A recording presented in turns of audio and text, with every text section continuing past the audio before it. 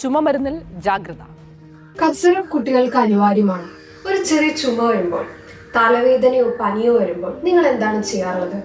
അടുത്തുള്ള മെഡിക്കൽ സ്റ്റോറിൽ പോയി ഓടിപ്പോയിട്ട് ഒരു കഫ് സിറപ്പോ ഒരു പെയിൻ കില്ലറോ മേടിച്ച് അത് കഴിക്കും.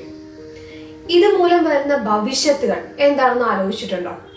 അതിനുള്ള ഏറ്റവും വലിയ എക്സാമ്പിളാണ് ഈ ഇൻസിഡന്റ്. ഒരു ചെറിയ എക്സാമ്പിൾ പറയുകയാണെങ്കിൽ, നമുക്കൊരു ചെറിയ ചുമ വന്നു.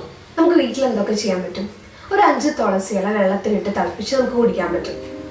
ഇനി പാലില്, ചെറു ചൂടുള്ള പാലില് ഒരു പിഞ്ച് ടർമറിക് അഥവാ മഞ്ഞളിട്ട് തിളപ്പിച്ച് നമുക്ക് കുടിക്കാൻ പറ്റും. ഇഷ്ടി മധുരം അഥവാ ഇരട്ടി മധുരം വെള്ളത്തിലിട്ട് തിളപ്പിച്ച് നമുക്കത് കുടിക്കാം.